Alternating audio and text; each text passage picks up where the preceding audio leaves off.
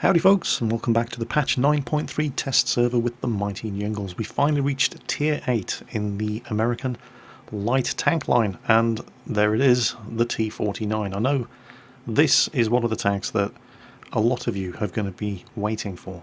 For me it was the M41 Walker Bulldog, but there's just something about a KV2 that can drive at 72 kilometers per hour, which is what this little thing is. That seems to have captured everybody's imagination. So the first thing that we're going to do, and I haven't forgotten about the Chinese this time, is have a look at the other 4 tier 8 light tanks. The T54 lightweight, the WZ132, the AMX 1390 and the Spähpanzer RU251, and just see what it is about this thing that is special compared to the other tier 8 lights. So alright, looking at the raw numbers, comparing the T49 to the other tier 8 light tanks in the game, the Spähpanzer, sorry Germany, I'll get it right, the AMX 1390, the T54 lightweight, and the WZ132. See, I remembered the Chinese this time. You know, just looking at the raw numbers, there's absolutely nothing special about the T49. It's the fastest, that's it. That's the only category in which it's better than any of the other tier 8 light tanks. 72.4 kilometers per hour. Its hit points of 1100, well, it's either 100 less or 50 more than all of the others. It's right in the middle. Weight, power to weight ratio is good. It's got a good power to weight ratio, 23.68, but it's not the best. The traverse speed is not special, 44 degrees per second. It's better than the AMX 1390, it's the same as the Spähpanzer, but it's worse than the T54 lightweight, and it's worse than the WZ132. The armour is terrible. It's as bad as the Spähpanzer. It's not even as good as the AMX 1390, and nobody was ever going to accuse the AMX 1390 of being a well-armoured tank. The turret traverse is slow compared to the others. It's even slower than the AMX 1390. The same as on the Spähpanzer, nowhere near as fast as on the WZ132 or the T54 lightweight. The view range is 400 meters. None of the others have better than 400 meters, but there's only one of them has less than 400 meters, the T54 lightweight. The signal range is as good or worse than all of the others. In fact, it's joint last in signal range with the Spähpanzer. Compared to the other tier 8 light tanks, there is absolutely nothing special other than the raw top speed of the T49. But that's kind of missing the point. You see, the thing about the T49, people do not want to drive the T49 because it can do 72.4 kilometers per hour. They don't want to drive it because it's very maneuverable. They don't want to drive it because it's cute. They want to drive it because it's got a 152mm howitzer. Suddenly it all becomes clear. And that is literally the only real outstanding feature about this tank.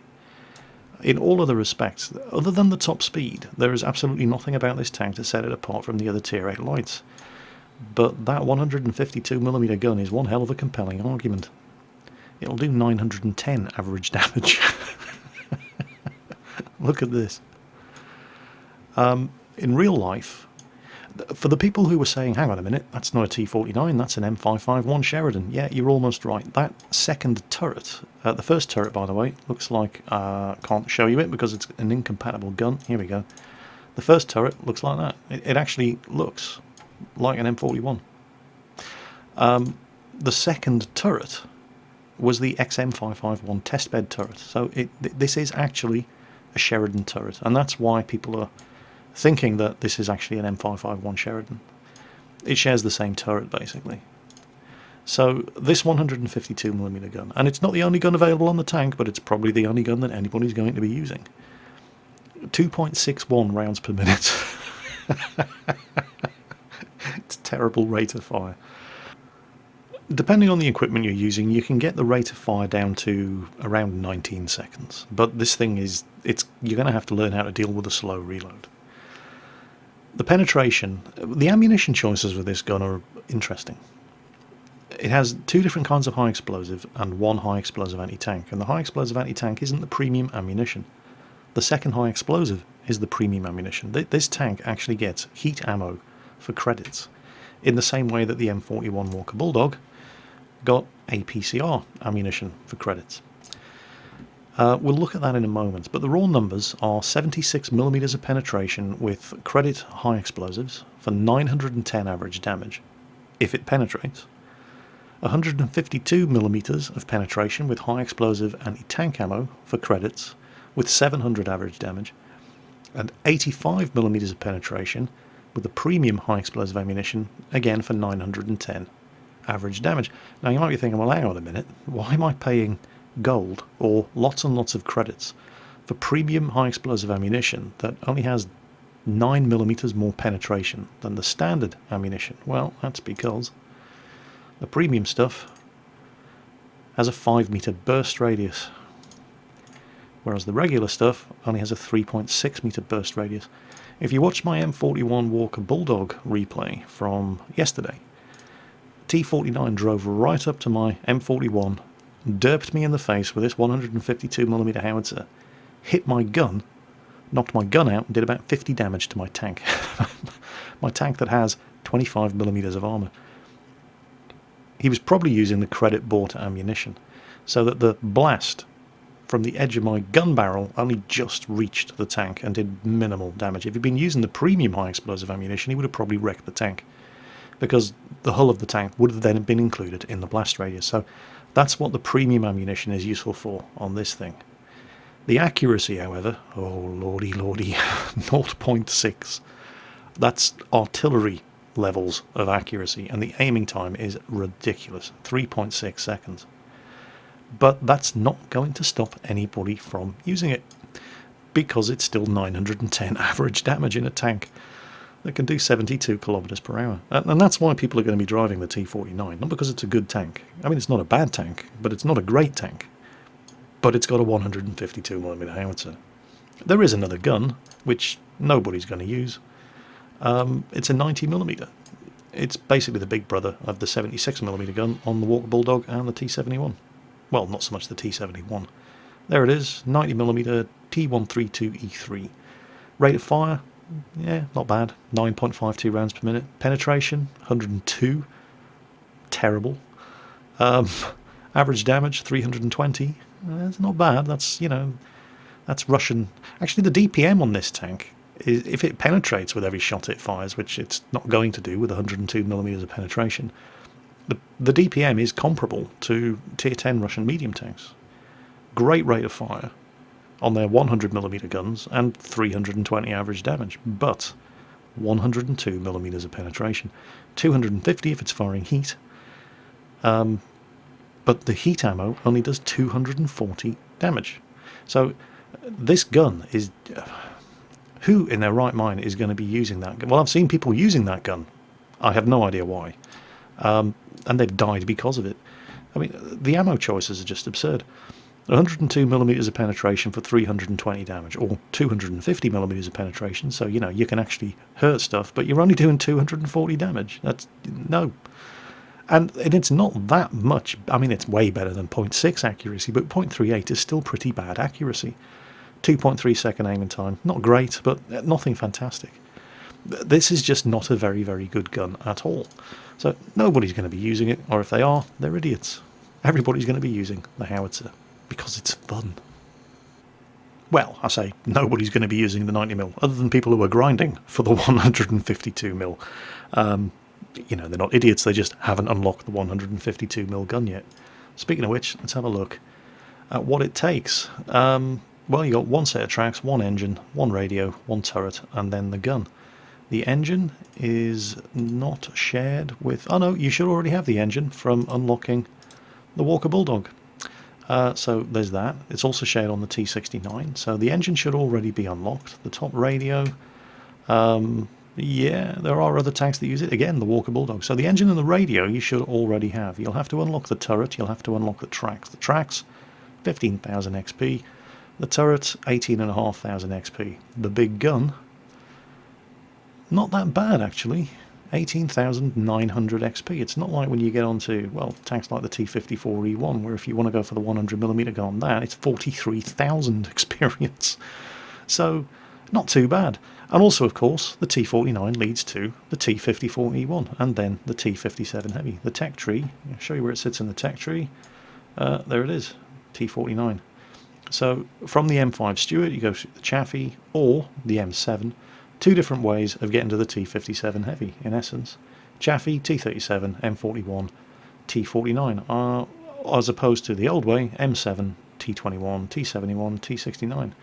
I think this is probably going to be a hell of a lot more fun going via the Chaffee, the T37 and the Bulldog than the M7, which is a desperately mediocre medium tank, the T21, which isn't bad, the T71, which is a lot of fun, the T69, which is desperately mediocre unless you're using premium ammunition, and then of course with the T54E1. So I can see these tanks being ridiculously popular. Not just because they're good tanks, because they are good tanks, but also because they're a hell of a lot more fun than the alternative route to the T57 Heavy. How do I get back to the garage? Oh yes, I click the button that says garage. Duh. Oh Jingles, you so crap. So yeah, the T49 Tier 8 light tank. I mean, I could go on at great length about, you know, why it's not as a fantastic machine compared to the others and blah blah. And the fact of the matter remains, it's got a howitzer. That's it. 152mm howitzer. KV2 that can do 72 kilometers per hour. That is what this tank is. And that is why people are going to be driving it. The stats, largely irrelevant. It's a KV2 that can do 72 kilometers per hour. Shut up and take my money. And yet, like the KV2, it can be an intensely frustrating machine to drive. Now, first things first, the high explosive anti-tank credit-bought ammunition with 152mm of penetration and 700 average damage. A lot of people are going to be tempted into thinking, wow, credit-bought heat ammo, I must use that. Don't do it. There you go. I just hit a Leopard 1. I could have done more damage than that if I'd fired high explosive. This high explosive anti-tank ammo, you're probably going to want to carry a couple of rounds of this stuff with you, but it's the kind of ammunition that you're only really going to use. Because this thing has such a slow reload, the kind of ammunition that you're only really going to use at certain stages of the game when you've already won, there's only 2 enemy tanks left, and you know they're the kind of tanks that you can penetrate with 152mm of penetration, and they're on such low health that 700 damage is going to be a guaranteed kill. In almost every other circumstance, the tanks that you're shooting against are either going to be so badly armoured that you're going to want to fire high explosive to do maximum damage to them, or they're going to be so heavily armoured that heat just isn't going to penetrate and is going to do no damage, and the high explosive is at least going to do something. High explosive, for example, fired at this AMX-50B, wouldn't have bounced. The heat does. Heat doesn't get normalization for armour. High explosive doesn't either, but it detonates on impact and would have at least done some damage to that AMX-50B. The heat is just a bad choice of default ammunition on this tank. Another reason to use high explosive as your default ammunition loadout on this tank and not shoot heat at everything is because heat does not like spaced armour. That RU-251 only has 25mm of armour. A high explosive round would have killed him. The heat just got eaten by his tracks. HE is your default ammunition load on this tank, not heat. Of course, even if you're using high explosive, it doesn't mean you're going to have a frustration-free existence because, well, you'd think that this tank was a dedicated, hardcore artillery killer, but artillery like the Conqueror gun carrier has 152mm of armour at the front, which means the high explosive isn't going to kill him, and even the high explosive anti-tank only has a 50-50 chance of penetrating. It really is a roller coaster ride when you're driving this tank, alternating between moments of woohoo when you come across Super Pershings and you manage to unload HE into the side, and then, for fuck's sake, when you come across VK4502s and all you have is high explosive to shoot them with in the front for 88 damage. And I had one game in particular in the T49 that completely exemplifies exactly the sort of thing that I'm talking about. We're here on Sound River. It's a tier 10 game, and this is the first shot that I fired in this match. 152mm howitzer, high explosive ammunition. Enemy T49 spotted. More than 600 meters away. He's moving. I am not fully aimed. Yeah, it doesn't matter. And that, right there, is why people want to drive the T49. The stats of the thing are completely irrelevant. Doesn't matter. People are not driving the tank because of the stats. They're driving the tank because shots like that happen. But the thing is, RN Jesus giveth and RN Jesus taketh away, because just a couple of minutes later, this happens. The RU-251 has at the most 25mm of armour. He's got less than 600 health. My shell is going to do 910 average damage with a 3.6 meter splash radius. I don't even have to hit him to kill him. And I aim, and I fire, and all it does is blow his bloody tracks off. That was actually a direct hit. Let's have a look at it from another angle. And here's the close-up, and there he is. He's actually managed to straighten the tank out to an even flatter angle, and my shot goes right into the side. 910 average damage. And somehow he survives. So what exactly are you saying here, Jingles? Derp guns are inconsistent? Tell me something I didn't already know. Well, yeah, absolutely. But this is what the T49 is like. One moment you're pulling off shots that you just can't believe happened, and then the next you're pulling off shots that you just can't believe happened, both good and bad. Shots like this. There has never been a better opportunity to penetrate and do full damage to an STI. I had the top of his turret, the worst possible armour on the tank. What happens? Fully aimed, distance of 107 metres, shot goes low, hits his gun mantlet. You better get used to it, because that's what driving the T49 is like. But the thing is, none of this is going to dissuade people from getting the T49, because like when you're driving the KV2, the moments of sheer keyboard breaking rage that you have when you're firing this kind of gun are easily outweighed by the moments of sheer pants on head hilarity that you can have when you're driving a tank with this kind of gun. This is somebody whose name is just a random collection of letters. I'm going to call him Dave. His name is down there on display above his tank in the bottom left corner of the screen. He sent me this replay. And this is exactly the kind of game that you can have when you're driving the T49. He's using exclusively he's using exclusively premium consumables and the premium high explosive ammunition with the 5 meter splash radius and 9mm more penetration, woohoo, than the regular HE. That shot didn't even arrive in the same postcode as where he aimed it. It's 0.6 accuracy. This is what the gun does. However, having said that, just watch what happens to his next shot. It's pretty much the same shot. Same range, same tiny target, same infinitesimal chance of hitting. There he is. It's an RU-251. He's got a flank shot. He's over 500 meters away. Look at this. He has to move. He isn't even fully aimed, and it just doesn't matter, does it? It's almost as if aiming is irrelevant with this thing.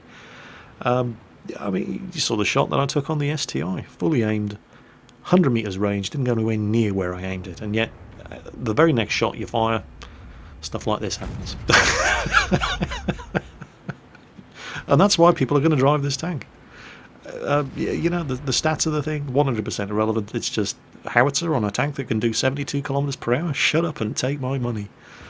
And that's as good a reason as any for getting a tank. But this game in particular just completely exemplifies the ridiculous inconsistency of the gun. Watch this shot on the T54 lightweight. It's a light tank. 910 average damage in the rear of a T54 light. No, sorry, not even close. Not even in the same ballpark as 910 average damage. It should have one-shot killed him, and it just didn't. And yet, in the same game, he's pulling off the kind of shots that you wouldn't be able to do with a Panther and the L100 75mm gun. And here's another shot. There's another T49 there. He waits for him to stop. He fully aims. He pulls the trigger, and it just misses. You know, it's things like this. This is the reason why the AMX 1390 has nothing to worry about, because it's a better tank. Even if it's not as fast, even if it doesn't turn as quickly, even if the turret doesn't turn as quickly, it's just a better, more reliably consistent tank. A tank you can depend on to perform. Unlike this. 358 damage on a T49? It only has 25mm of armour.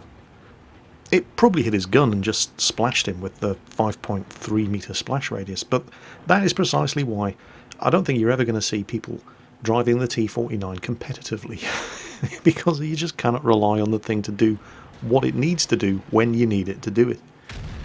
He kills that T49, you know, finally. However, he's in trouble now, because there's a T54 and another T49 on the top of that hill. And at best, he's going to get one shot off against them. Watch this. I just have no words. Look at this.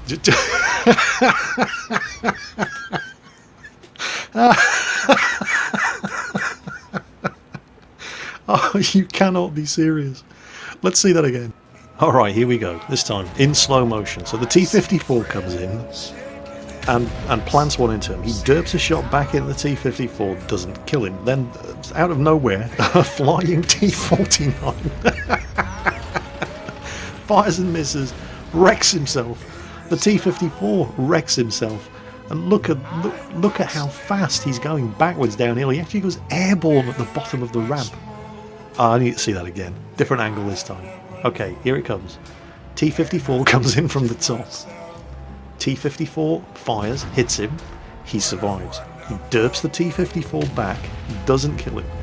Then suddenly out of nowhere, a flying T49 appears, who fires and misses, blows himself up on the rock. The T54 does the same. Look at this, look at this, look at how fast he's going backwards here. And just sort of casually, yeah, I'm too cool for school.